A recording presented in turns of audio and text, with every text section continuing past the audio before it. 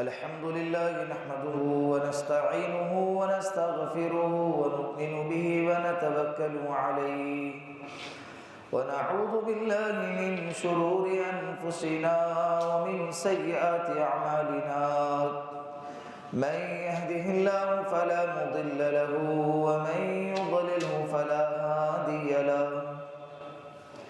ونشهد أن لا إله إلا الله وحده لا شريك له ونشهد أن سيدنا وسندنا وحبيبنا ومولانا محمدا عبده ورسوله أما بعد فقد قال الله تبارك وتعالى في القرآن المجيد والفرقان الحميد فأعوذ بالله من الشيطان الرجيم بسم الله الرحمن الرحيم يا أيها الذين آمنوا اتقوا الله وقولوا قولا سديدا يصلح لكم أعمالكم ويغفر لكم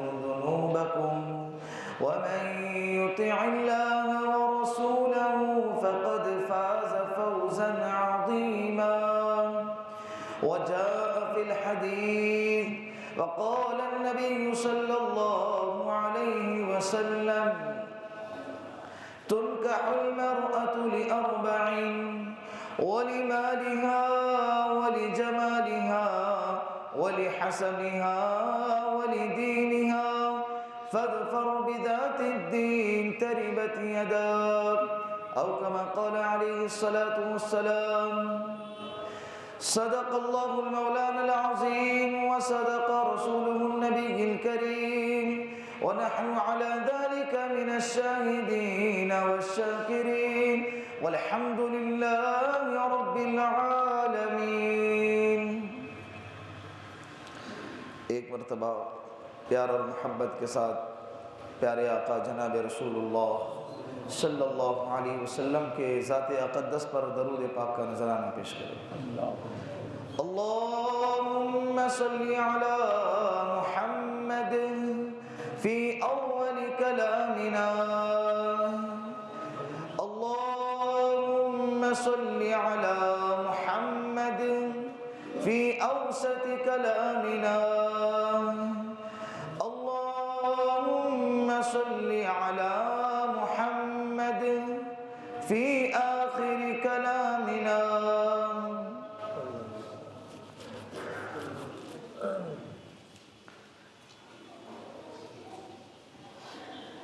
قرآن کریم کی 26ویں پارے کی 22ویں پارے کی ایک آیت کریمہ آپ کے سامنے تلاوت کی، جو اکثر و بیشتر نکاح کے خطبے میں تلاوت کی جاتی ہے۔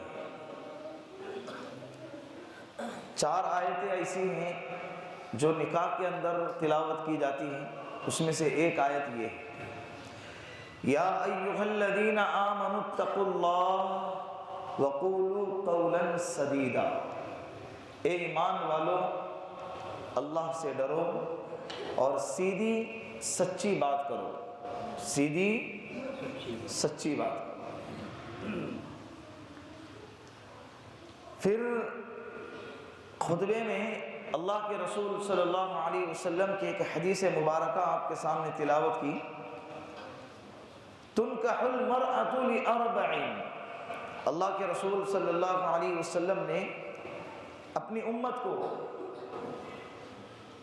ایک طریقہ بتایا ہے، تعلیم فرمائی ہے کہ جب نکاح کا موقع آئے، باپ اپنی لڑکی کے لیے رشتہ دیکھنے لگے تو باپ کو چاہیے کہ اپنے لڑکی کا ہونے والا جو شوہر ہے اور اپنا جو داماد ہونے والا ہے اس میں کیا کیا چیزیں دیکھی جاتی ہیں۔ لڑکے میں یہ چیزیں نظر آئی جو اللہ کے رسول نے بیان فرمائی ہیں تو آنکھ بند کر کے اپنی بیٹی کو اس کے حوالے کر دینا چاہیے۔ تو انشاءاللہ اس ٹاپک پر آج بات کی جائے گی گزشتہ چند جمعہ سے نکاح کے عنوان پر آپ گفتگو سن رہے ہیں کہ نکاح کس طرح کرنا چاہیے، نکاح کس عمر میں کرنا چاہیے، نکاح کے اندر کیا کیا خرافات ہوتے ہیں، کیا کیا رسومات ہوتے ہیں اور اس کے کیا کیا نقصانات ہیں۔ آپ لوگوں نے مختصر انداز میں صحیح لیکن اس کو کیا کر لیا، سن لیا۔ بس اللہ سے اتنی دعا ہے کہ اللہ رب العزت مجھے بھی اور آپ سب کو عمل کرنے کی توفیق عطا فرمائے۔ کیسا ہے، بات اگر عمل میں آئے تو ہی کامیاب ہے، تو ہی فائدہ مند ہے۔ شکر کا ڈبہ گھر میں رکھا ہوا ہے لیکن چائے بنا رہے ہیں، چائے پتی ڈال دی، دودھ ڈال دیا، پانی ڈال دی، پانی کو ڈال دیا، سب کچھ ڈالا لیکن شکر نہیں ڈالا ہے، لیکن ڈالا تو چائے میٹھی بنے گی۔ سب کچھ معلوم ہے کہ یہ ہونا چاہیے، یہ نہیں ہونا چاہیے، یہ کرنا چاہیے، یہ نہیں کرنا چاہیے، لیکن اگر اس پر عمل نہیں کیا تو زندگی کامیاب۔ ابو جہل جانتا تھا کہ اللہ کے رسول نبی ہے، اس کو معلوم تھا، اس سے پوچھا تھا کسی نے کہ محمد کے بارے میں آپ کی کیا رائے ہے، تو وہ کہنے لگا کہ مجھے یقین ہے، صرف گمان نہیں، یقین ہے کہ محمد اللہ کے نبی ہے اور جو کہتا ہے سچ کہتا ہے۔ کہ مانتے کیوں نہیں؟ ناک کا مسئلہ ہے، سرداری ختم ہو جائے گی۔ میری سرداری آج تک جس شخص نے محمد کی سب سے زیادہ مخالفت کی ہے، اب اچانک اس کا کیسا گرویدہ بن گیا، لوگ مجھے طعنے دیں گے، یہ چیزوں نے اس کو روک لیا۔ جانتا تھا، مانتا نہیں تھا۔ ہمارا حال بھی یہی ہے، بہت ساری چیزیں ہم جانتے ہیں، جس طرح سے داڑھی رکھنا یہ شریعت کا ایک حصہ ہے، ہم جانتے ہیں لیکن اس کو مانتے نہیں۔ ماننے کا مطلب عمل میں نہیں لاتے۔ تھوڑی سی داڑھی بڑھ گئی، کاٹ دی۔ 50 60 70 سال کے بوڑھوں کو بھی دیکھا ہے داڑھی کاٹتے ہوئے، اب کس کو دکھانا ہے؟ ایک عادت بنی ہوئی ہے، شریعت کو کچلنے کی کیا بنی ہوئی ہے؟ عادت بنی ہوئی ہے۔ نہ اللہ سے محبت ہے، نہ اللہ کے رسول کی زندگی سے پیار ہے۔ داڑھی یہ خوبصورتی کی علامت ہے، اگر یہ خوبصورتی کی علامت نہ ہوتی تو اللہ اپنے نبی کو کبھی بھی حکم نہ دیتا اور اپنے نبی کے زندگی کا یہ حصہ نہ بن جاتا کہ داڑھی رکھنا یہ سنت ہے۔ سنت کا مطلب یہ تمام نبیوں کی سنت ہے، تمام نبیوں کا طریقہ ہے۔ سنت یہ عربی کا جملہ ہے، اس کے معنی آتے ہیں طریقہ۔ سمجھ رہے ہیں؟ بعض لوگ کہتے ہیں کہ سنت تو ہے نا، یہ سنت عام سنت والی سنت نہیں ہے، یہ اسلام کی پہچان ہے، یہ علامتیں اسلام میں سے ہیں، اس کو رکھنا ضروری ہے۔ اس کو رکھنا کیا ہے؟ ضروری ہے۔ حضرت موسیٰ علیہ السلام نے جب نبوت کا دعویٰ کیا اور اپنا معجزہ دکھائے فرعون کے سامنے، تو فرعون کے جو کان بھرنے والے تھے انہوں نے کہا کہ ان کے پاس جو عصا ہے وہ سانپ بن جاتا ہے، ایسا لگتا ہے کہ گویا کہ یہ جادوگر ہے، تو تم ایک کام کرو، تمام شہر کے جادوگروں کو بلاؤ اور ان کے ساتھ میں مقابلہ کرواؤ، یہ ہار جائیں گے تم جیت جاؤ گے، تو لوگ سب تمہاری بات مانیں گے، تمہاری واہ واہ کریں گے، کوئی حضرت موسیٰ علیہ السلام کی بات نہیں مانیں گے۔ بلایا گیا، سارے شہر کے جادوگروں کو دعوت دی گئی۔ اب پروگرام کا ایک پروٹوکول تھا کہ دونوں مد مقابل کا لباس ایک جیسا ہونا چاہیے۔ حضرت موسیٰ علیہ السلام نے جو کپڑے پہنے تھے، جو لباس پہنے ہوئے تھے، وہی لباس ان کے سامنے جو لڑنے والے مد مقابل کے تھے جادوگر، انہوں نے بھی ویسا ہی لباس پہنا ہوا تھا۔ میدان میں آئے، مقابلہ ہوا، حضرت موسیٰ علیہ السلام مقابلہ جیت گئے۔ بات بہت لمبی ہے لیکن میں مدعے پہ پہنچ رہا ہوں۔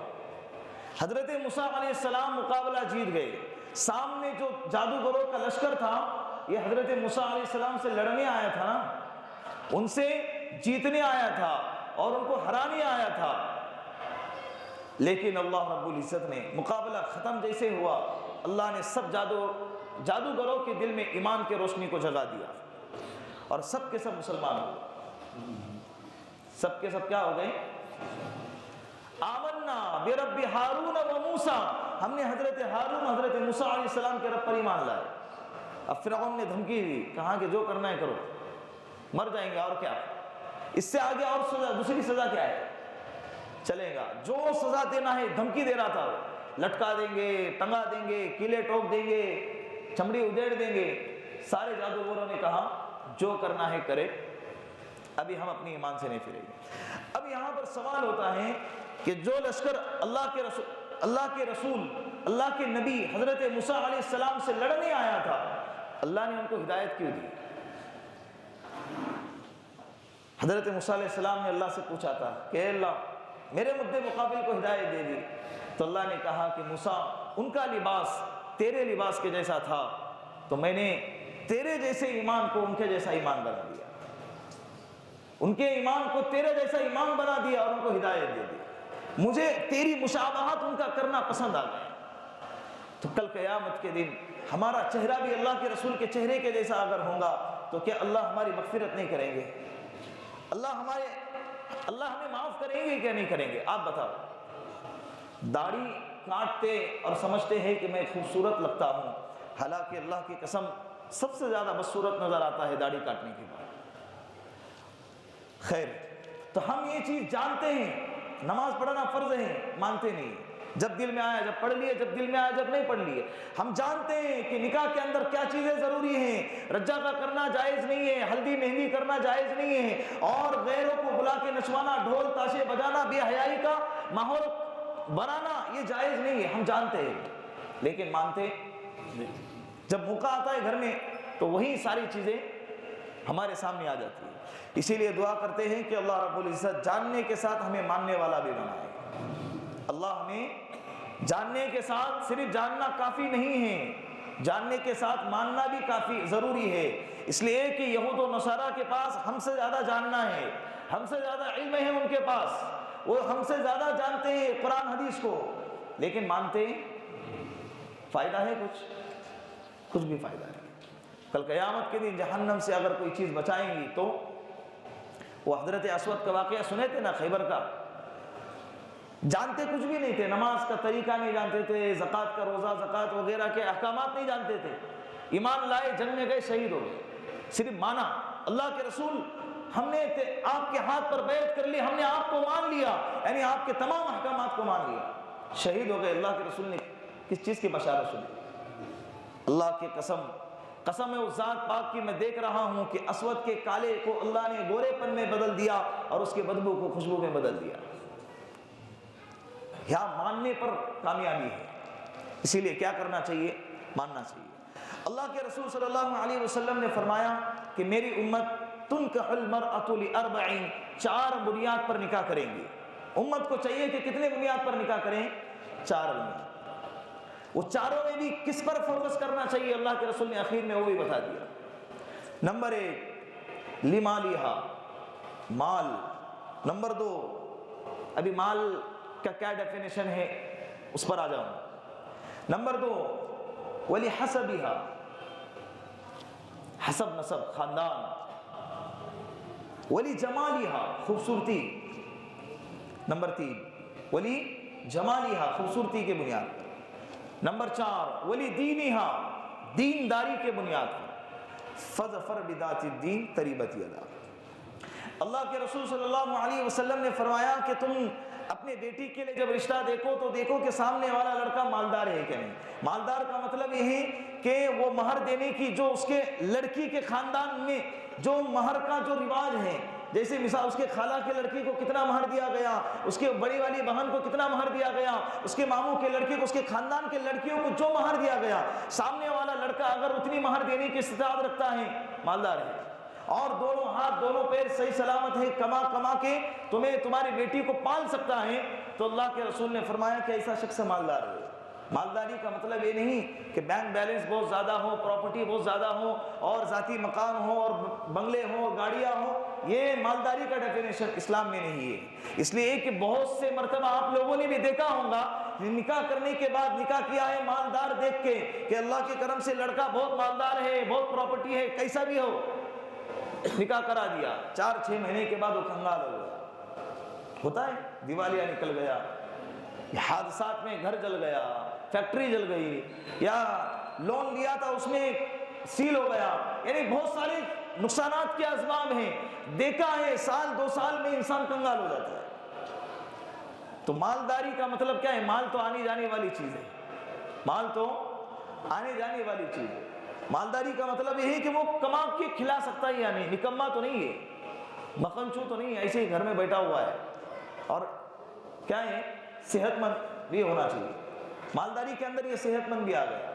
اصل میں جو ہے نا، علماء نے اس کو کھول کے 6 چیزیں بیان فرمائی ہے کہ لڑکوں میں 6 چیزیں دیکھنی چاہیے۔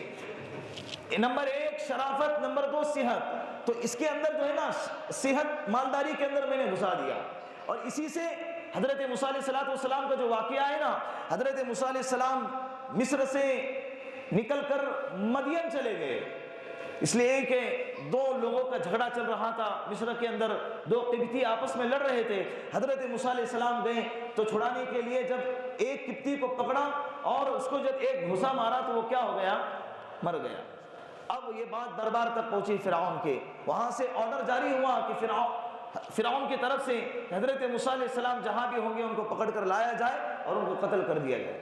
حضرت موسیٰ علیہ السلام مصر کو چھوڑا اور مدین چلے گئے۔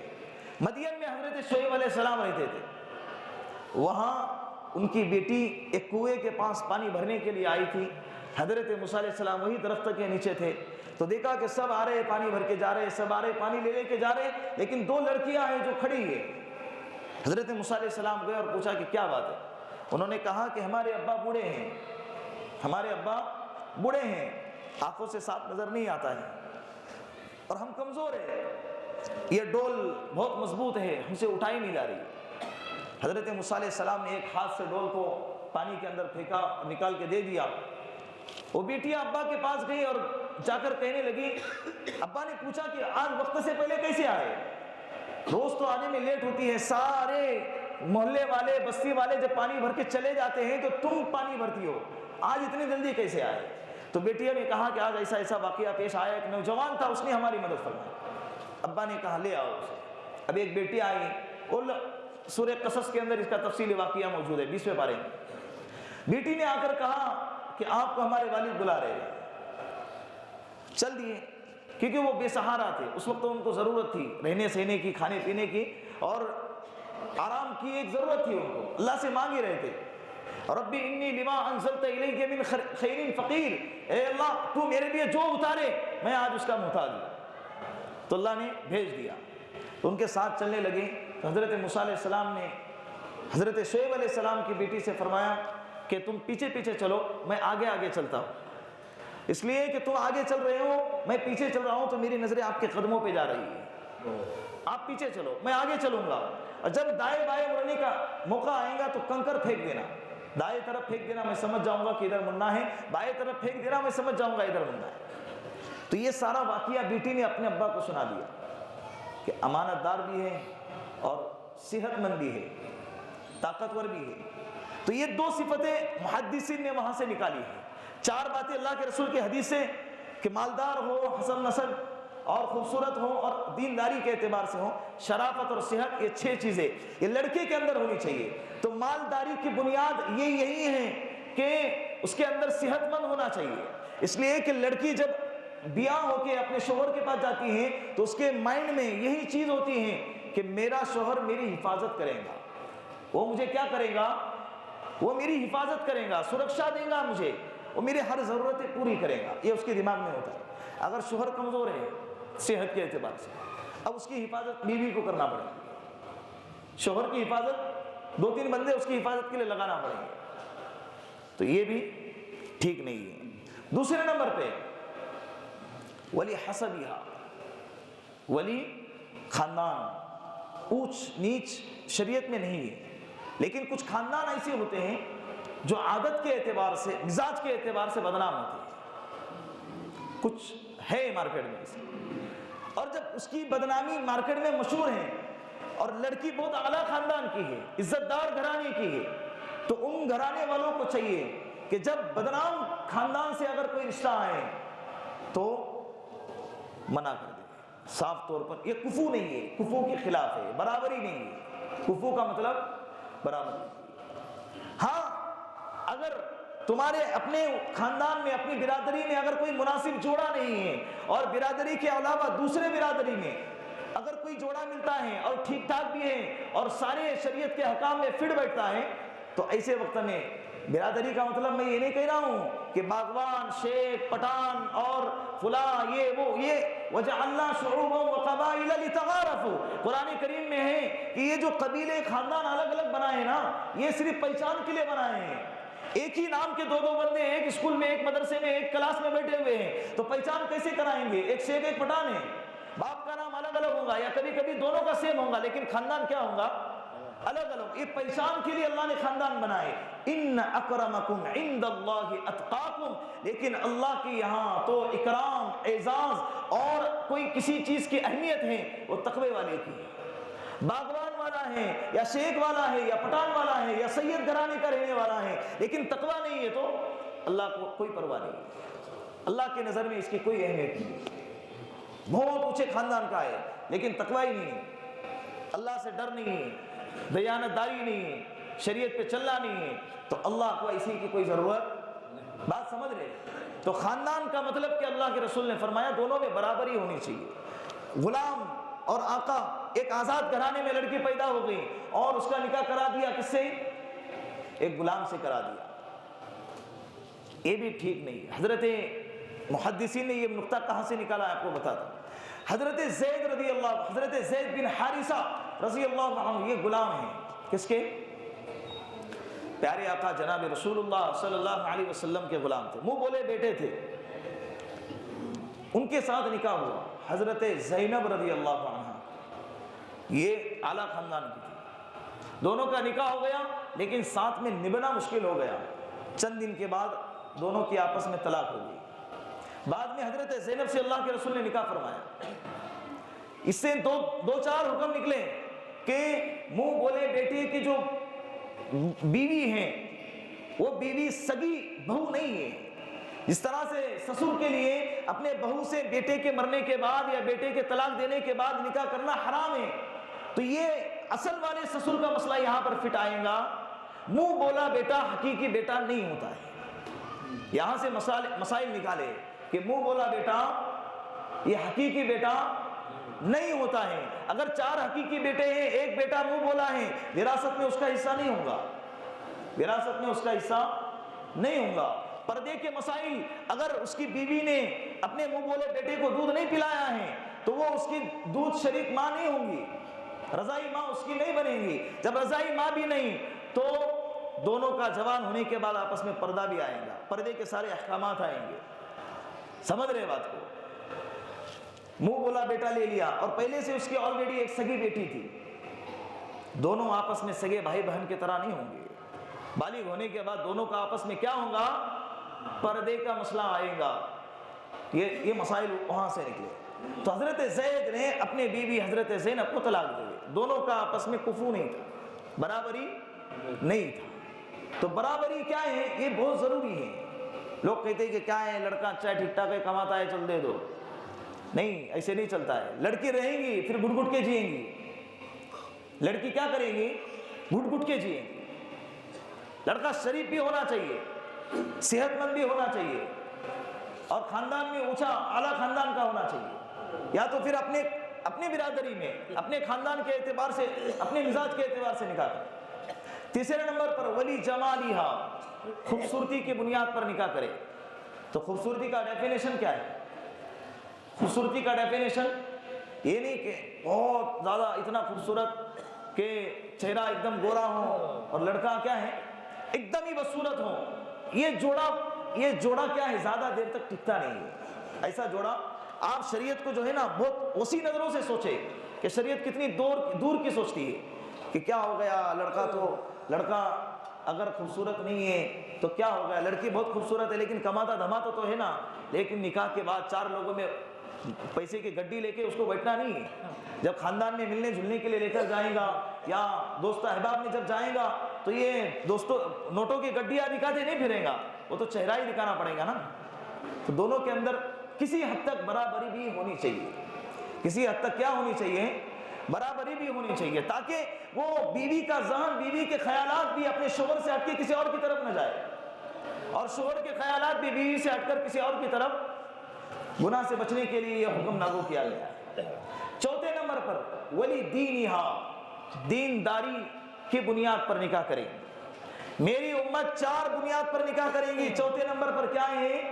دینداری۔ اللہ کے رسول نے فرمایا مال میں اونچ نیچ ہو جائے چل جائے گا، حسب نسب میں اونچ نیچ ہو جائے چل جائے گا، اور خوبصورتی میں آگے پیچھے ہو جائے چل جائے گا، ولی دینہا، لیکن فظفر بذات الدین، اے میری امت جب کسی میں دینداری دیکھو تو تم دینداری کو ترجیح دینا، تریبت یداک، اللہ کی قسم تم کامیاب ہو جاؤ گے۔ تم کیا بن جاؤ گے؟ دینداری کو آج کوئی دیکھتا ہی نہیں ہے، سب کچھ ہے، بولے کیا کھلائیں گے؟ دین داڑھی ہے، ٹوپی ہے اور نماز پڑھتا ہے، لیکن کیا کھلائیں گا؟ دینداری کو لے کے کیا کریں گے؟ دینداری کھائیں گے کیا؟ بعض لڑکیوں کا بھی یہ جو ہے نا مزاج بنا ہوا ہے، لبرل قسم کے دنیا دار گوروں کا یہ مزاج آج کے ہمارے معاشرے میں آ چکا ہے۔ ہم کو تو پینٹ شرٹ پہننے والا، مرسڈیز میں گھمانے والا چاہیے، اونچے اونچے بنگلوں میں رہنے والا چاہیے، یہ ضد کرتی ہے، داڑھی ٹوپی والا نہیں چاہیے، دیندار ہم کو نہیں چاہیے۔ ہمارا شوق تو ایسا ہے کہ ہم کو کیا چاہیے؟ مرسڈیز میں گھمانے والا چاہیے۔ وہ گھماتا ہے لیکن ساتھ میں اور 10 کو بھی گھماتا ہے۔ کیا کرتا ہے؟ پھر بعد میں کرتے ہیں کہ ہمارا شوہر تو مرسڈیز میں ہمارے ساتھ میں دوسروں کو بھی گھماتا ہے۔ تمہیں ایسے ہی چاہیے تھا نا؟ لبرل طبقے ایسے ہی ہوتے ہیں، شریعت کے مزاج والے ایسے نہیں ہوتے جو تم کو پسند نہیں تھے، تم کو جو پسند تھے وہ ایسی ہے، اب برداشت کرو۔ اب کیا کرو؟ تم نے ہی چنا ہے نا، تم نے اپنے ہاتھوں سے ایسوں کو چنا ہے، تو اب برداشت کرو۔ اب پھر گڑ گڑ کے جئیں گی، پھر اس کی زندگی سب کچھ ہے، سکون کے سارے سامان ہیں، لیکن پھر بھی زندگی جہنم بنے گی۔ بیوی اپنے شوہر میں ہر عیب برداشت کر سکتی ہے، لیکن یہ والا عیب برداشت نہیں کر سکتی۔ میرا شوہر کسی اور کی طرف دیکھے، یہ اسے برداشت نہیں۔ پھر جب تم نے دیکھا ہی لبرل طبقے کو، لبرل قسم کے لڑکے کو، تو اس کے مزاج میں لبرلزم ہوگی، انگریزیم کا جو مزاج ہے وہ اس کے اندر ہوگا۔ وہ پھر غیروں سے بھی بات کرے گا اور کہے گا کہ یہ تو کیا ہے، چلتا ہے، یہ کیا ہے، آج کا مزاج ہے۔ جو نہیں دیکھتا ہے وہ تنگ نظریہ والا ہے، وہ ایک دم کیا کہتے ہیں اس کو، پرانے خیالات والا لڑکا ہے۔ ایسے لوگوں کو عیب کی نظر سے دیکھتے ہیں، ہم جیسے لوگوں کو ہے کیسا، دیکھو سب لوگ ماشاءاللہ سوٹ پیٹ پہن کر آئے اور یہ دیکھو سفید کپڑے پہن کر آئے۔ یہ یہود و نصارہ کا مزاج ہے جو امت میں کیا ہو گیا ہے، خاص طور پہ یہود و نصارہ کے نشان پہ امت مسلمہ ہے، یہ بات یاد رکھے۔ خاص طور پہ یہود و نصارہ کے نشان پر کون ہے؟ بولے نا، امت مسلمہ ہے۔ 3 ہی مذہب ہے پوری دنیا میں، یہود نصارہ مسلمان 3 ہی ہیں۔ کتنے ہیں؟ ہزاروں کی تعداد میں مذاہب ہیں پوری دنیا کے اندر، لیکن یہ تو جو کون ہے نا یہود و نصارہ، اس کے نشانے پر سب سے زیادہ کون ہے؟ مسلمان بچوں کو، مسلمان نوجوانوں کو، مسلمان نوجوان لڑکیوں کو کس طرح سے تباہ کیا جائے، رات دن ان کی پلاننگ ہوتی ہے۔ یہ آج تاریخ کیا ہے؟ 31 دسمبر، نیا سال، 31st نائٹ۔ یہ بھی کس کا طرز ہے؟ یہ سوچ بھی کس کی ہے؟ یہود و نصارہ کی سوچ ہے، یہ اسلام کی سوچ نہیں ہے۔ 31st نائٹ جو 31 کی رات جو ہوتی ہے، اس میں جو تباہی، جو بے حیائی، جو گناہ، جو ناچ گانے، جو عریانیت پیش ہوتی ہیں، پورے سال بھر میں کبھی اتنے گناہ نہیں ہوتے جتنے گناہ اس رات میں ہوتے ہیں۔ اگر یہ دنیا جزا سزا کی دنیا ہوتی، یہ جہاں اگر سزا اور جزا کی جہاں ہوتی نا، اللہ کی قسم اس رات میں اللہ کا عذاب آ جاتا ہے۔ ہوٹلے بک، کلبے بک، جتنی شرابیں اڑائی جاتی ہیں، جتنی عریانیت کی جاتی ہیں، جتنے زنا ہوتے ہیں اس دھرتی پر، اس روئے زمین پر، اللہ کی قسم پورے سال میں کبھی نہیں۔ مسلمان طبقہ بھی بہہ رہا ہے۔ کیا ہو گیا؟ ہیپی نیو ایئر صرف کہہ دیے تو کیا ہو گیا؟ کیا ہو گیا شراب پی لیے تو؟ کیا ہو گیا لڑکی کے ساتھ گھومے تو؟ یہ کیا ہو گیا؟ کیا ہو گیا؟ تھوڑا سا کرتے کرتے کیا ہوتا ہے انسان؟ بہت آگے تک چلا جاتا ہے، بہت۔ یہ اسلام کا نظریہ نہیں ہے، یہ بات یاد رکھے، یہ اسلام کا نظریہ نہیں ہے۔ ایک سمجھدار قسم کا انسان ہوتا ہے کہ میں خوشی منانے کے لیے جو ہے نا، یہ کچھ لوگ ہوتے ہیں جو خوشی منانے کے لیے ان کو کسی نہ کسی چیز کا بہانا چاہیے۔ ابا کا برتھ ڈے، امی کا برتھ ڈے، دادا کا برتھ ڈے، دادی کا برتھ ڈے، بیٹے کا برتھ ڈے، بیٹی کا برتھ ڈے، پھر برتھ ڈے ختم ہو گیا تو پھر شادی کا سالگرہ، امی کے شادی کا سالگرہ، ابا کے شادی کا سالگرہ، بیٹے کے شادی کا سالگرہ، یہ ہو گیا تو پھر پڑوسی کے فلاں انکل کے آج برتھ ڈے ہے، فلاں بھابھی کا آج برتھ ڈے ہے، فلاں ٹیچر کا برتھ ڈے ہے، ٹیچر ڈے۔ یہ ڈے کیا ہے، پورے سال بھر میں ختم ہوتے ہی نہیں، سال بھر میں ڈے ختم ہی نہیں ہوتے۔ اور سال جیسے ختم ہو گیا تو لوگ میسج آج سے شروع ہو جائیں گے، رات سے کیا ہو جائیں گے، ہیپی نیو ایئر کے میسج شروع ہو جائیں گے۔ ایک کیا بولتے ہیں اس کو، ایک بچکانی حرکت ہے، بچپنا جس کو کہتے ہیں نہیں کیا۔ میں آپ سے ایک سوال کرتا ہوں، ایک بندہ ہے جس کو سزائے موت سنائی گئی، بمبئی کے جیل میں موت کی سزا سنائی گئی، اور سزا جو پھانسی دی جانے والی ہے اس کی جگہ متعین ہے پونا کے جیل میں، ایروڈا میں جو ہے نا بازو میں، اس جیل کے اندر اس کو سزا دینے والے۔ اب اس کو وہاں سے پولیس کی جیپ میں لے کر نکلے، پہلا اسٹیشن بمبئی سے کون سا آیا، پونا کے قریب کون سا آتا ہے، پنویل آیا۔ سب لوگ آئے، اے مبارکبادی ہو، کیا ہے، ایک اسٹیشن اور قریب آ گئے، تم اپنے موت کے ہیپی پھانسی ڈے، ہیپی پھانسی ڈے، تم کو مبارکبادی ہو۔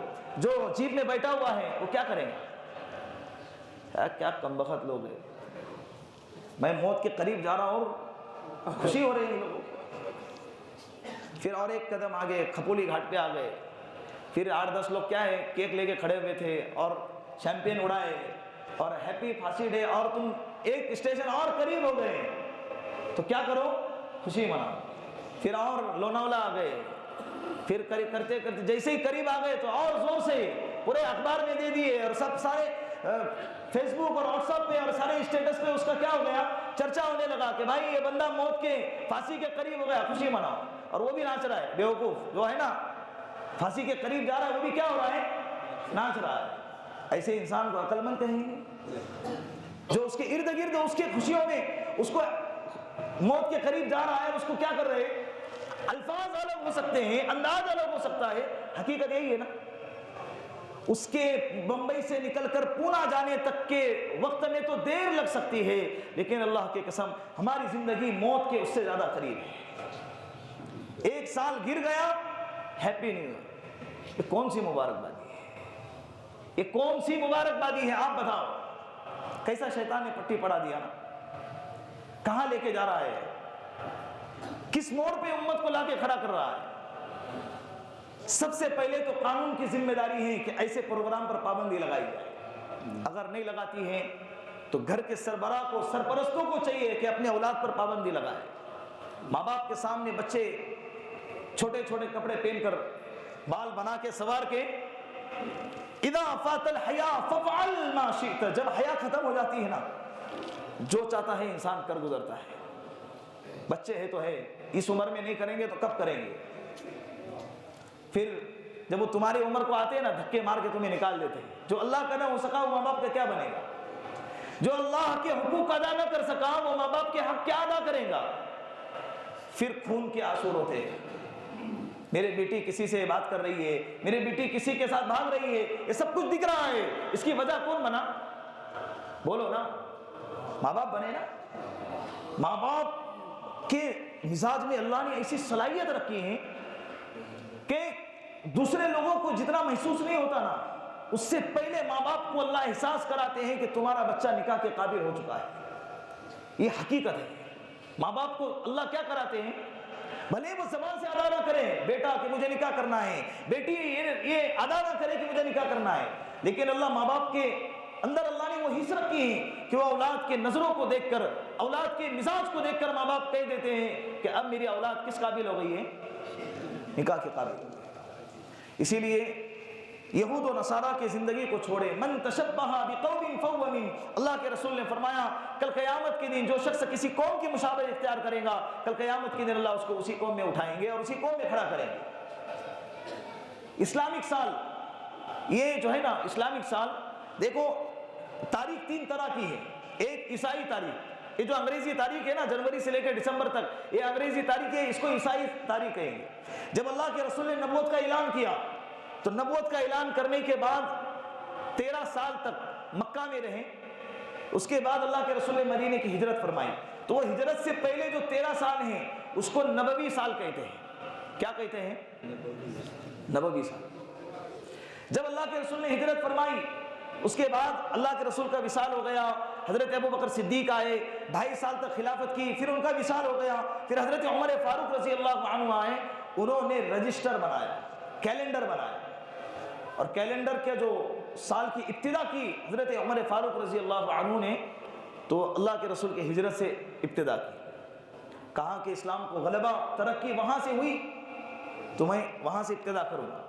محرم الحرام سے لے کر ذی الحجہ کے مہینے تک, یہ 12 مہینے ہجرت کا سال ہمارا وہاں سے شروع ہوتا ہے. صحابہ 100 سال تک اللہ کے رسول کے جانے کے بعد دنیا میں زندہ رہے, لیکن کسی صحابی کی زندگی میں نیا ہجری سال جب بھی آتا تھا تو اس کو جو ہے پروگرام کے طور پر منانا, خوشی منانا اور اس کے تعلق سے کچھ نیا چیز کرنا, یہ ثابت نہیں ہے, کہیں ملتا نہیں ہے. جب اسلامک سال منانے پر ہم کو کوئی نظر نہیں آتا, کوئی چیز ملتی نہیں ہے, تعلیمات نہیں ملتی ہیں, تو عیسائی سال اور انگریزی سال کے منانے پر تعلیمات کہاں سے آئیں گی, اس کی اجازت کہاں سے آئیں گی؟ اور اس مجمع میں جتنے لوگ بیٹھے ہیں, میں دعوے کے ساتھ کہہ سکتا ہوں کہ بہت سارے لوگ ایسے ہوں گے کہ جن کو یہ بھی پتہ نہیں ہوگا کہ آج جو مہینہ چل رہا ہے اسلامی, یہ کسی کو معلوم بھی نہیں ہوگا کون سا مہینہ چل رہا ہے, نہیں معلوم ہوگا.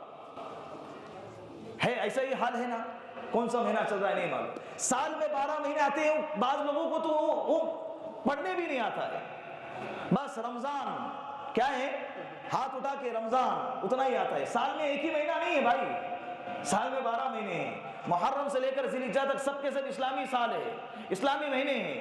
اور اسلامی کا جو مہینہ ہے چاند کے اعتبار سے بنایا گیا ہے, اور چاند کو اسلام میں بہت زیادہ, دونوں کو اہمیت ہے, اور دونوں اللہ کے پیدا کردہ ہیں. یہ نہیں کہ یہ انگریزی سال ہے اور اسلامک سال ہے. اور ایک نے تو کیا میسج کیا پتہ ہے, غیر اسلامک سال مبارک ہو. ابھی یہ انگریزی سال غیر اسلامی بن گیا. یہ ضروری نہیں کہ جو چیز اسلامک ہے اور جو چیز اسلامک نہیں ہے, جو چیز اسلام میں اس کا کام کرنے کو نہیں کہا ہے تو وہ غیر اسلام میں بن گئی, یا ایسا نہیں ہے. جیسے مثال کے طور پر کسی کے بارے میں کہہ دیا کہ بندہ بہت سمجھدار ہے, اور یہ بندہ سمجھدار نہیں ہے. سمجھدار نہیں ہے کا مطلب کیا, بیوقوف ہو گیا.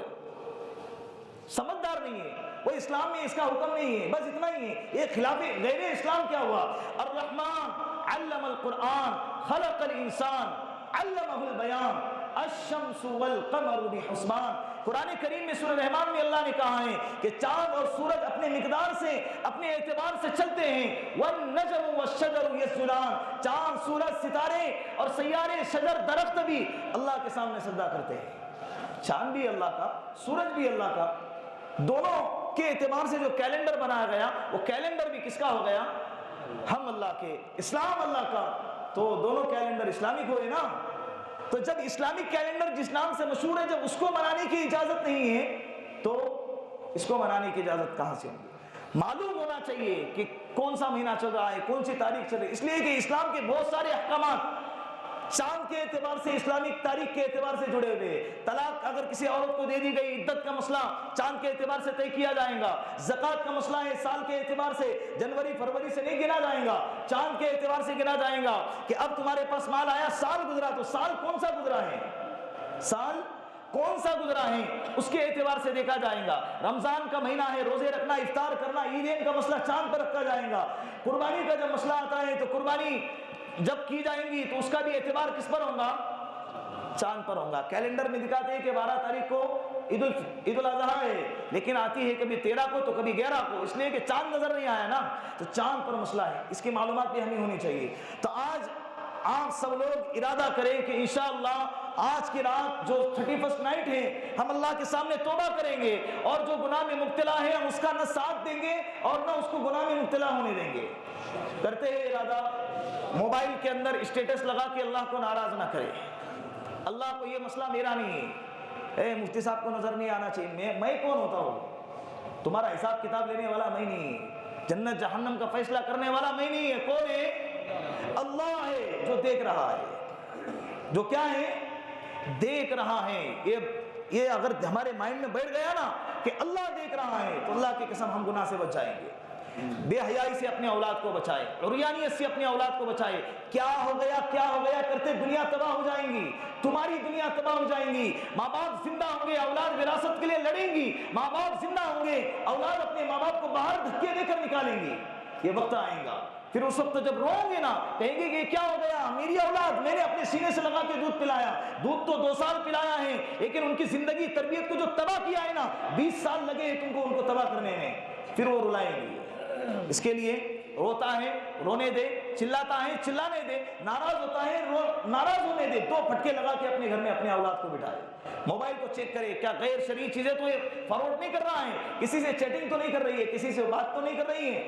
نکاح کے تعلق سے بات چل رہی تھی کہ نکاح کے اندر کتنے چیزیں دیکھنی چاہیے، آپ لوگوں کے سامنے اس کو بتا دیا کہ 4 چیزیں ہیں، مالداری یعنی شوہر لڑکا صحت مند ہونا چاہیے اور مہر کی رقم ادا کرنے کی صلاحیت ہونی چاہیے، اور دوسرے نمبر پر خاندان بھی اچھا ہو، برابری کا خاندان ہو، تیسرے نمبر پر خوبصورت ہو، خوبصورتی کا ڈیفینیشن یہ نہیں کہ بہت زیادہ خوبصورت ہو، دکھنے میں ٹھیک ٹھاک ہو، برادری میں اس کی بدنامی نہ ہوتی ہو، چوتھے نمبر پر دینداری، یہ دینداری کو فوکس کرو، دیندار ہوگا تو اللہ کا حق بھی ادا کرے گا، بیوی کا حق بھی ادا کرے گا، ساس سسر کا حق بھی ادا کرے گا، ماں باپ کا بھی حق ادا کرے گا، نمازی بھی پڑھے گا، اور ساری زندگی برابر اللہ کی مرضی کے مطابق گزریں گی۔